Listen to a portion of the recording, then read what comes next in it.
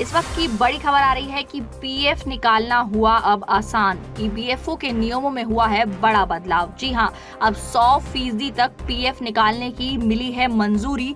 बिना कारण बताए भी आप निकाल सकते हैं पीएफ। क्या है पूरी खबर, चलिए जानते हैं। कर्मचारी भविष्य निधि संगठन यानी कि ईपीएफओ ने कर्मचारियों के लिए एक नया और बड़ा बदलाव किया है, जिसके तहत क्लेम और विड्रॉल के नियमों को आसान बनाया गया है। खास बदलावों में एक बदलाव ये है कि सदस्य कुछ स्पेशल सिचुएशन में विड्रॉल की वजह बताए बिना 100% तक पीएफ का पैसा निकाल सकते हैं। ये कदम ईपीएफओ द्वारा सदस्यों की सुविधा में सुधार लाने और कस्टमर्स को उनकी रिटायरमेंट सेविंग तक पहुंचने में ज्यादा लचीलापन पेश करने के प्रयासों का हिस्सा है। पहले के नियमों में क्या प्रावधान थे, चलिए ये भी एक बार जान लेते हैं। पिछली व्यवस्था के तहत सदस्य असाधारण परिस्थितियों जैसे कि लंबे समय तक बेरोजगारी, तालाबंदी, कंपनी का बंद होना, महामारी या प्राकृतिक आपदाओं के दौरान अपनी पूरी ईपीएफ राशि निकाल सकते थे। हालांकि ग्राहकों को निकासी का सटीक कारण बताना और सहायक दस्तावेज जमा करना जरूरी था। कई मामलों में दावों को इसलिए खारिज कर दिया गया क्योंकि सदस्यों द्वारा बताए गए कारण ईपीएफओ द्वारा अप्रूव कैटेगरी में मेल नहीं खाते थे, जिससे कि देरी और शिकायतें हुई। लेकिन क्या सच में 100% की निकासी की अनुमति है? ईपीएफओ कुछ खास परिस्थितियों में फ्यूचर फंड की सेविंग की पूरी विड्रॉल की अनुमति देता है। जी हाँ, ये एक ऐसा मामला तब होता है जब कोई संस्थान 15 दिनों से ज्यादा समय तक तालाबंदी या बंद रहता है और कर्मचारी बिना वेतन के बेरोजगार रहते हैं, या फिर 2 महीनों से ज्यादा समय तक वेतन का भुगतान नहीं किया गया हो, बशर्ते कि देरी या हड़ताल के कारण ये ना हो।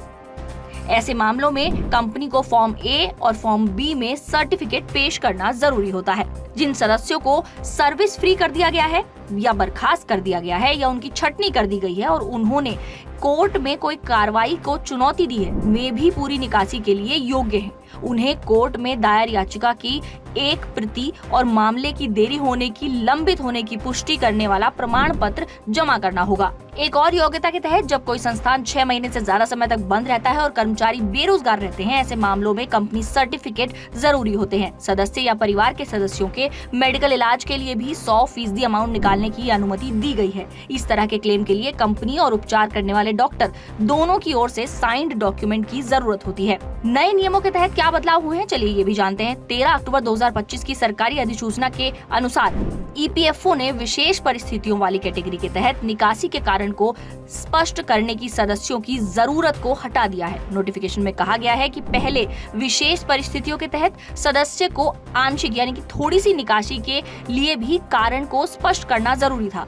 इससे अक्सर लोगों के क्लेम रिजेक्ट हो जाते थे और शिकायतें रहती थी। अब सदस्य इस कैटेगरी के तहत बिना कोई कारण बताए आवेदन कर सकते हैं। इसका मतलब ये है कि एलिजिबल कस्टमर्स बिना कोई एक्स्ट्रा स्पष्टीकरण के इस सुविधा का फायदा उठा सकते हैं, जिससे कि प्रक्रिया सरल और तेज हो जाती है। अब सामान्य परिस्थितियों में निकासी के क्या नियम है, चलिए ये भी जानते हैं। इस नई छूट का मतलब ये नहीं है कि सदस्य अपनी मर्जी से अपना पूरा ईपीएफ बैलेंस निकाल सकते हैं। सामान्य परिस्थितियों में कस्टमर्स को योग्य राशि का सिर्फ 75% तक ही निकालने की अनुमति होगी। 15 अक्टूबर 2025 को जारी ईपीएफओ की एक और लेटर के अनुसार अब एलिजिबल राशि का 75% तक बिना किसी दस्तावेज के कभी भी निकाला जा सकता है। हालांकि पूरी ईपीएफ राशि की निकासी विशेष परिस्थितियों तक ही सीमित है। नए सुधारों से बाधाओं को कम करने, दावों को रिजेक्शन को कम करने और ईपीएफ कस्टमर्स को अपनी बचत पर ज्यादा कंट्रोल पेश करने की उम्मीद है।